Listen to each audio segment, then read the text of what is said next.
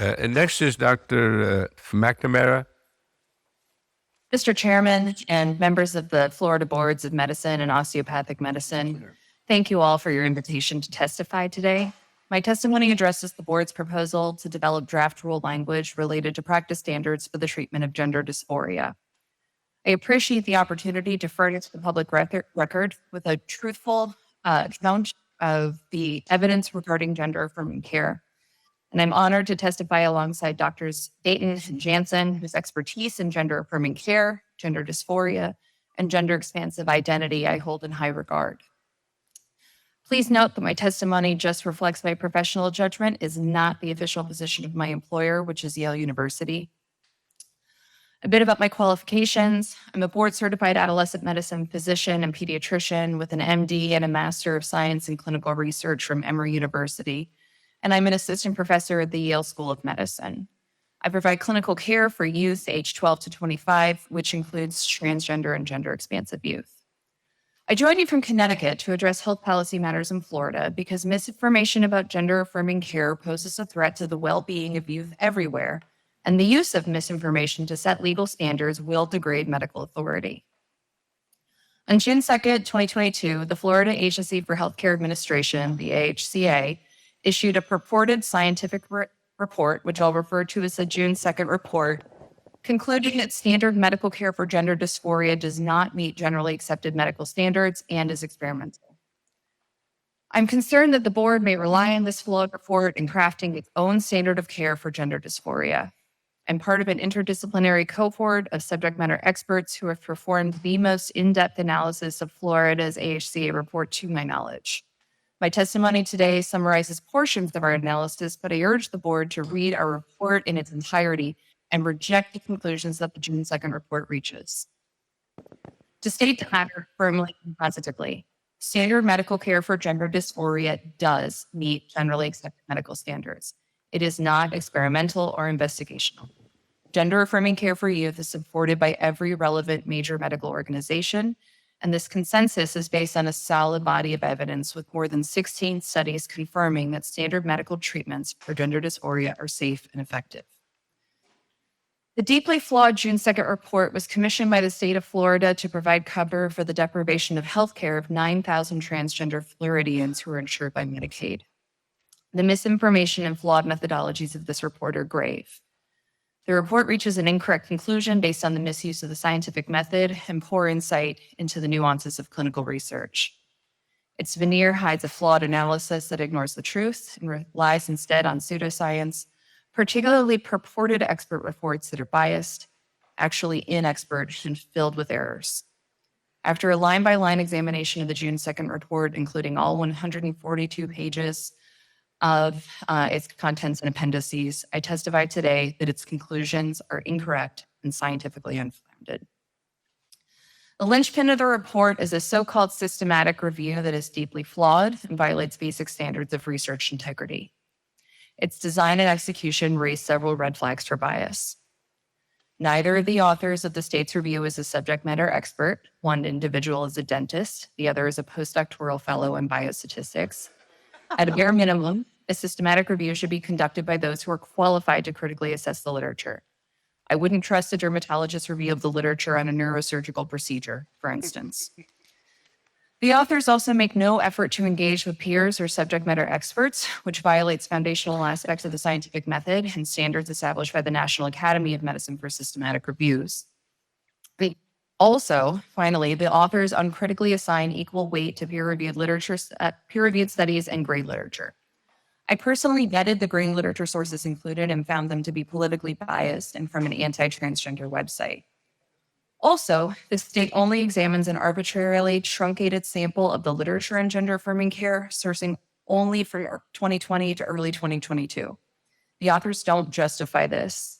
This also spans the worst public health emergency in a century, which likely stalled the production and publication of non-COVID research.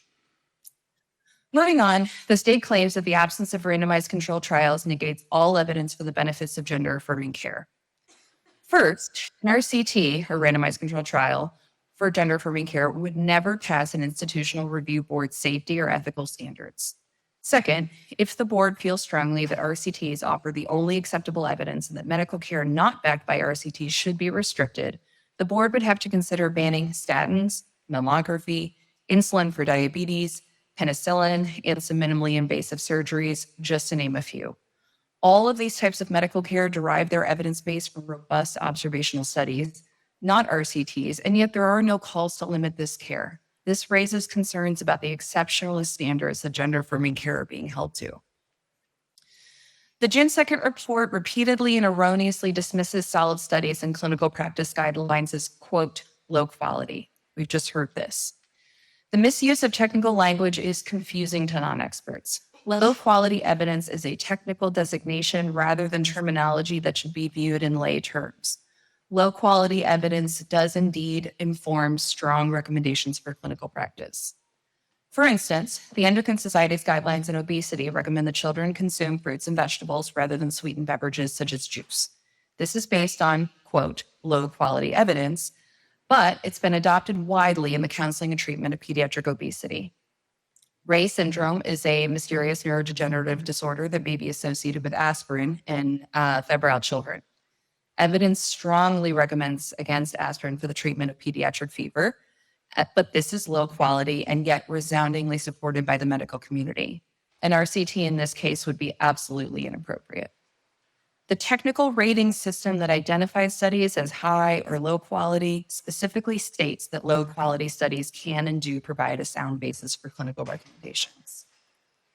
The June 2nd report also reiterates that puberty blockers are used off-label for the treatment of gender dysphoria, and falsely supposes that this should prompt safety concerns and tight regulation.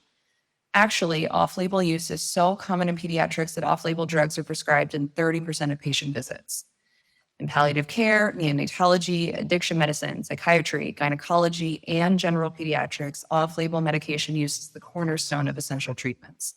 In our report, we review key examples spanning from the use of steroids for croup, ondansetron for nausea, vomiting, and dehydration, birth control pills for heavy menstrual bleeding, and sertraline for depression. The key message here is that off-label does not equal off-evidence. Again, the acceptably high burden of proof that gender-affirming care faces is unfair in the context of other accepted treatments that do not face such scrutiny. Off-label use does not denote experimental treatment, but use of that term by the state risks stoking public fear. Throughout the June 2nd report, individual studies are misused, misquoted, and distorted, and the entire body of research that establishes the benefits of gender-affirming care is seriously mishandled. Leading researchers have come forward to describe how the state of Florida mischaracterized their work. They were not contacted to verify that the state was correctly summarizing the results of their research. One study on the impact of gender-affirming care is criticized because it did not have a control group of youth without gender dysphoria. This is ignorant to the norms of clinical research. Control groups are not necessary to study the effect of an intervention. Thousands of published studies have advanced medical care with observational research protocols. I myself have performed statistical analysis on and reviewed several observational studies where the independent effect of an intervention on an outcome was detected with a single cohort of participants. Either the June 2nd report's authors are not qualified to conduct such an influential literature review, or their baseless claims are purposeful. Perhaps the most glaring and repeated and troubling error in this report is the singling out and thoughtless dissection of single studies rather than engaging with the entire body of evidence. As I said, at least 16 studies show that puberty blockers and hormones benefit patients with gender dysphoria, but none appear in the June 2nd report and are treated fairly. This is likely an effective way to dismiss consensus and throw a flag up around the issues at hand, but it should not and cannot guide healthcare. Before legal interference a year ago, the United States was not out of step with practice in other countries. No other country in the world has prohibited the provision of gender-affirming care for youth. Despite the picture painted by some, in Sweden, Finland, the United Kingdom, Canada, and others, gender-affirming healthcare is available to any adolescent whose clinician recommends it, as long as the required consents are obtained. I submit to the board an amicus brief from Stonewall UK et al., which details an accurate account of gender-affirming care in other countries from those who provide it. In conclusion, I emphasize that standard medical care for gender dysphoria does meet generally accepted medical standards, and it is not experimental or investigational. Nothing in the state of Florida's June 2nd report calls into question the solid medical evidence that underlies consensus recommendations of WPATH, the Endocrine Society, the AAP, and many others. I urge the board to read our report, not rely on the June 2nd report, which is full of misinformation and errors. And as physician scientists, the members of the board can give the June 2nd report the critical scrutiny it deserves and make the right decision for Floridians. Thank you so much for your time. Well, Dr. McNamara, thank you for that very eloquent presentation. Now, the board members, any questions for Dr. McNamara? I think Dr. Derrick first and then Dr. Hunter. Certainly a percentage of non-gender conforming children with gender dysphoria will not have persistence and will be post-pubertal homosexuals. What is the way that these children are identified in clinic, in your clinical experience? I heard you here and there, in and out. So I'm going to repeat your question. You'll tell me if I have it right.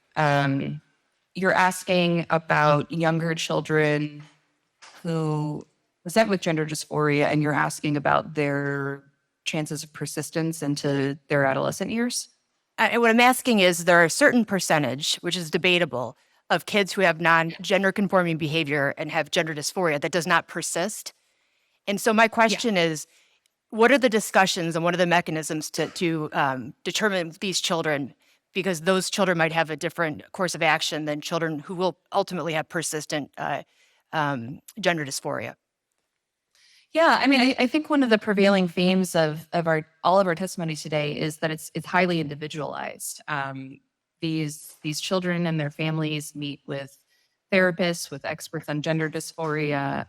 A range of options to help this child live authentically and comfortably are offered. For prepubertal children, though, this does not include medications of any kind, and I really want to state that clearly. That is stated emphatically in clinical practice guidelines from WPATH and the Endocrine Society. I think Dr. Hunter. I think you are next. This is going to be more of a statement, but then I would like Dr. McNamara to comment.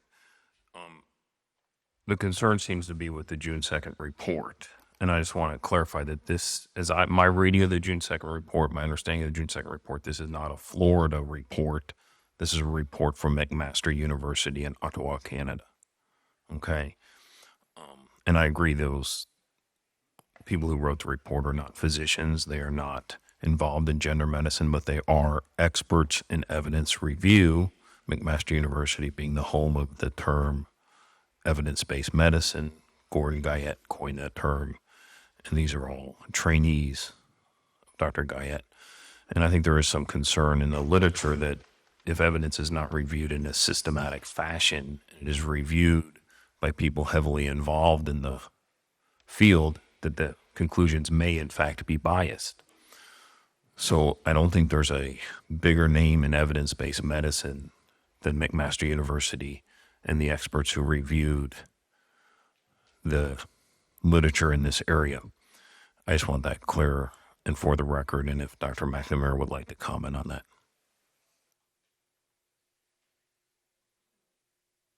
I'm not sure if you'd like me to comment, but I really couldn't hear much of what you said. I apologize if I've missed. Should I try to say it again? Yeah, speak loud. I think to describe the evidence reviewers as inexpert and not qualified when it's coming from McMaster University, where the term evidence-based medicine, and they have an entire program reviewing the quality of evidence. I think that's... Yeah, I actually can respond to that if you'd like quickly. The National Academy of Medicine stipulates that systematic reviews must be conducted by people who have specific clinical and research expertise in the area at hand. The National Academy of Medicine, about 10 to 15 years ago, I believe, developed standard reviews, and those are violated by a system used from outside the United States in this report. Well, Pat, Next to Dr. Pages and Dr. David. Can you hear me? Yeah. So the first gender clinic was established in 2007 in this country. And now we see there are over, I believe, around 50 gender clinics. So my question to Dr. McNamara, as an adolescent medicine expert, why, in your opinion, are we seeing this significant increase in gender dysphoria in children, especially in the adolescent population? Oh, I have so much to say about that. I really value this question. First of all, we're not seeing much larger numbers. I think that has been blown out of proportion in discourse, but if you look at the absolute numbers, it's not exponential by any means. The fact of the matter is that we live in a more forgiving and nurturing environment than we did 20 years ago for gender expansive identities. I believe that there are trans and non-binary role models. There are people that are trailblazing and showing young people that it's safe to be who they are. That's my simplest answer. The data do not back up the social contagion claim at all. If social contagion was indeed driving the quote unquote spread of gender dysphoria, I really dislike even saying that. The numbers of young people identifying as trans or gender expansive would be much higher. Another way to think about it is this is a predominantly, overwhelmingly cisgender society, and young people are far more exposed to cisgender social norms. Social contagion would work in the reverse if that were indeed the case. So I appreciate this question. I appreciate the opportunity to speak to it. I want to just push back substantively on the claim that we're seeing much larger numbers, and that represents a change. I think merely young people feel safe to be who they are. Well, Dr. Pages, one of the reports that I read said that in 2007 there was one, and now there in 2020 there's over 300 in the United States. That's what I heard. Dr. David? Dr. McNamara, good morning. Thank you for joining us from scenic New Haven, Connecticut. I'd like to ask you the same question as I asked Dr. Jansen, which is that our colleagues in Europe, who I'm sure you would agree are of goodwill, are trying to do the best for their patients, clearly are not bigots. How do you explain this obvious paradox that these individuals who had been the leaders in a more permissive approach to the treatment of minors with gender dysphoria, how do you explain the paradox of their institutions taking a more conservative approach whilst we in the United States have moved to a more permissive approach? How do you address that, ma'am? I suppose that I disagree with the assessment that international guidelines are more conservative. In my experience, in my professional collaborations across the country, I have observed gender affirming care being practiced according to clinical practice guidelines. I don't really see any substantive differences in other countries. And I do believe that Dr. McNamara, I must interrupt you. At all is good, thorough primer on some of these issues. Doctor, encourage you all. I must interrupt you though. You just mentioned that you don't see any substantive difference. However, we just heard experts telling us that, for example, in NHS, going forward, the use of some of the medical interventions will be on a clinical trial. So I'm not sure why you said no substantive difference. That's a wonderful question. Thank you for highlighting that. The word trial does not appear at all in that document. They're not proposing clinical trials. They're simply proposing to gather data. So I think the distinction between a trial and an observational study is really important. There will be no randomization to different types of treatment. And also, those are bullets guidelines. There's really nothing specific in there yet. What they want to do is gather evidence moving forward, just roll out more prospective studies. Understood. And just as an aside, in our August meeting, the one item that I think everyone agreed upon is that there is a pressing need for better data. So I would concur on that. I would also like to ask. Yeah, there's always better data. I'd Sorry, I also didn't like mean to ask you at Yale New Haven, what are your current policies of treatment with respect to age cutoffs for referrals of individuals for so-called bottom surgery and so-called top surgery? Do you have any hard and fast age cutoffs, or is it an individualized assessment? Individualized based on pubertal stage, which follows the WPATH and Endocrine Society guidelines. So, for example, are patients being referred at Yale New Haven at age 17 or 16 for bottom surgery? I'm just curious. No. No, What? what age would that be? What do I think of what? What age would it be that you seem to have a cutoff, point of discrimination for referrals? And I'm asking for bottom surgery, is it age 18? Is it age 17? There, to be honest, it's so rare. I've never referred a patient for bottom surgery. I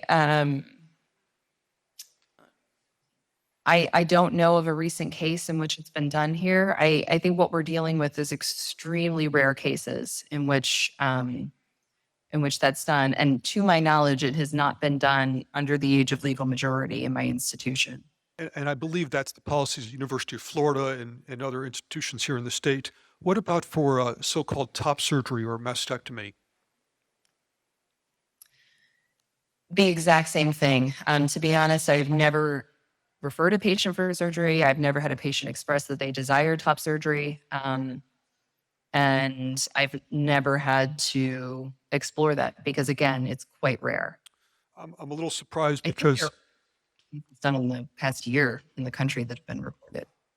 I'm a little surprised because I believe at some of our institutions we are seeing biologic females being referred at age 16 for mastectomy, but that's not your experience, ma'am. Is that correct? No, it's not my experience. Thank you. I have a question. Yeah, go. Zach over here to your left. Yeah, go ahead, please. So I'm confused, Dr. McNamara. You really are an advocate for gender affirming care. And what I'm hearing from you and other speakers is this is healthy for people. It's healthy for mental health. It's healthy for them in general. So why would you not refer a minor for surgical sex affirming surgery? You know, I also appreciate this question because it lends insight into the shared decision-making process. I've never referred a patient for surgery because the patient has never desired surgery who I've cared for. It's all about what the patients want, how that fits into the informed consent model, and how that is, and how that goes along with clinical practice guidelines. So I'm sorry. So what age group are you seeing? I think up to 25 or 10 something. to 25. Yeah. So no age has any of your patients desired to have surgery for their mastectomy, a phalloplasty, a phallosectomy, none of that.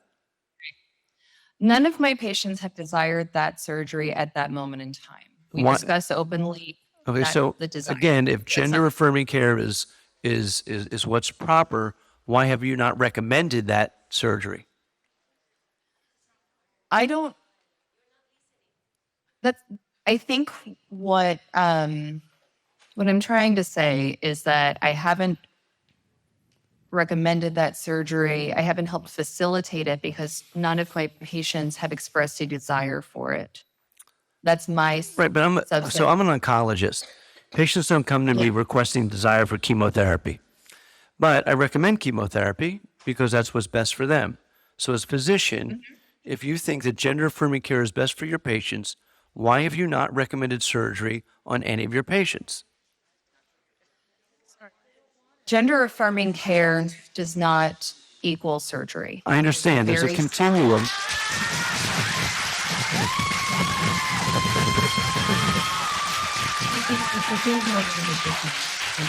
Dr. Herber's in the call, please. We need to have some quorum here, so we'll appreciate if you do not do those actions at this point in time.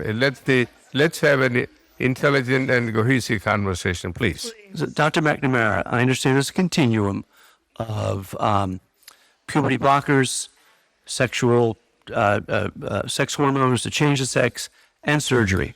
And what we've heard from all the other experts is that there's this whole continuum is part of gender-affirming health care.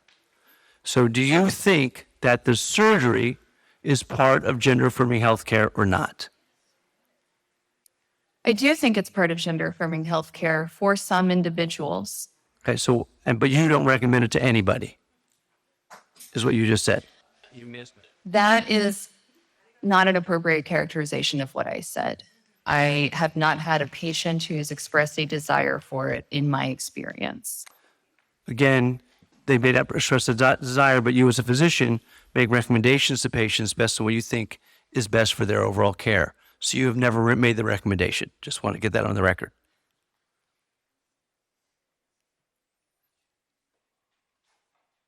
Did you hear me? Yeah, I have. I can hear you. Yeah. So are you going to answer my question or just not? Oh, I'm sorry. Did you ask another question? I promise I hear 50% of So what you say. my question was, have you ever, as a physician, we recommend treatment to patients based on our judgment of what's best for their care. So you have never, and so in the continuum of gender-affirming healthcare, surgery is part of that. Have you? Yeah. And you just said, and so I'm asking you, have you ever recommended surgery to your patients? I don't tell anybody you need surgery. You should get surgery. Okay. That's not how gender affirming care works. Physicians don't tell patients what they should do with their bodies or their gender expression. I understand. We just- I'm as an oncologist, I don't tell them I give my recommendation as to what they need. So you're, again, just answer the question yes or no. Have you ever recommended surgery for your patients? I have. I wonder if maybe we're disagreeing on the definition of recommendation. Okay, I'm done. Thank you. Okay, Dr. McNamara. I have one question. Just one question that I have some board member. My only question is that if tomorrow a patient comes to your office and that person says he or she believes that they need a top or bottom surgery, would you recommend the surgery? The patient really wants a surgery done. He or she believes that they must have the surgery done. Would you recommend the surgery? Yes or no? At what stage in this patient's care are we in? What's that? At what stages are we at in this patient care? The patients that you see for genital dystonia, if the patient comes to you and the patient believes that he or she needs a surgery, would you recommend surgery? Yeah, please answer yes or no. Why I can't do that. How old is this patient? And let's say 17. 17. Okay. And how long has this patient been in my care for? Well, I didn't talk to the patient yet. Let's assume the patient had it for several years, and now the patient believes that he or she must have the surgery. Must have the surgery. Yes. What kind of surgery are we talking about specifically? Either the top or the bottom surgery. Either surgery. Okay. So if a patient came to me after they had been in my care for several years and they expressed a strong desire for a gender affirming surgery and they were 17, the WPATH guidelines state that this patient should be referred for an informed consent discussion with a qualified surgeon who can discuss the risks and the benefits of that surgery with them. I would facilitate that referral and refer that person to an expert in the surgery that they desire. So you would recommend the surgery? I would allow the surgeon to discuss the options, the risks and the benefits, because that is not my specific area of expertise as somebody who does not practice any surgery. Well, thank you, Dr. Matt. Next is Dr. Pages and Dr. David. I have another question for you, Dr. McNamara. Can you please walk us through the assessment that gets done in your clinic when a patient presents with issues on possible gender dysphoria before they get referred to an endocrinologist for further treatment?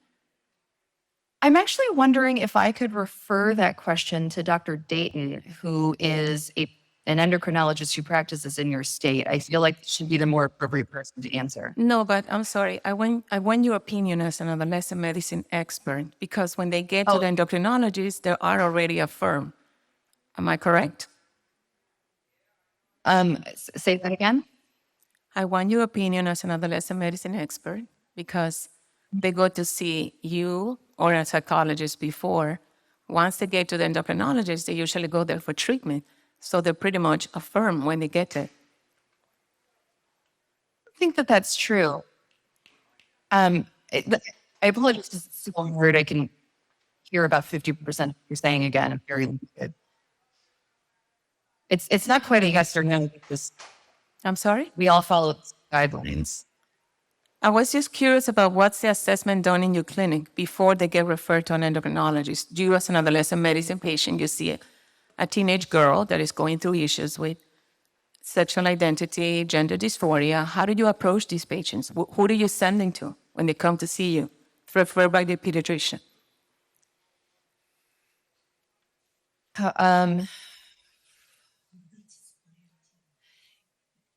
I believe what you're asking is, how do we approach these patients in their adolescent years? We approach them initially with an interdisciplinary team. So for all intents and purposes, in the provision of gender-affirming care, Dr. Dayton, for instance, and I practice the exact same type of clinical care. She is an endocrinologist. I am an adolescent medicine specialist. We're both physicians. We're both totally capable of providing this care in the same way. And Dr. Dayton is able to provide youth-friendly, developmentally appropriate care for adolescents. The initial approach is just with a team of supportive clinicians. They work with psychiatry, psychology, social work, and others, as we've discussed. So how long does a patient get seen by psychologists, psychiatrists before they move forward, is my question. How long is that? How in-depth is this evaluation of an adolescent, especially females that we're seeing more in the female population that are having this issue, before they move to endocrinologists? Because a lot of the times they go to the endocrinologist and these kids are already affirmed by somebody. So who is doing the affirmation of these children is my question. It's all individualized. It truly depends on the individual. It does take quite some time for people to move from the initial assessment, the first visit, to any sort of medication, things along those lines. But people are ready for different things at different stages in their life and their journey. It's a really tough question to answer. It's a tough question to answer with an absolute. It's impossible, actually. Yeah, Dr. David, I want to ask the last question because we're going on for 40 minutes. Go ahead. Thanks. Dr. McNamara, we are regulators. That's why we're trying to ask some of these questions. Cases come in front of us. We see terrible things happening every day. So when we're asking some of these questions, it's because this is what's going to come in front of us. I think what Dr. Ackman was trying to get a sense of is, how do we respond when we see cases of 14 or 15-year-old biologic females having mastectomies? Is that in the public interest of the great state of Florida, or is it not? That's what we're really trying to get at. We're asking for your help. So, for example, as a person, I'm asking your personal opinion now. At age, let's say 15, is it an appropriate consideration in your professional experience that mastectomy be a consideration for a individual whom, in your opinion, has gone through all of the requisite antecedent steps? I'm wondering if I could get this question to Dr. Jansen, one of our additional experts, who is really truly an expert on that process. Dave, if she cannot answer the question, I need to stop the meeting and we take a 10-minute adjournment. Yes, sir. Let the meeting adjourn for the next 10 minutes. Thank you so much, Doctor. Do you Okay.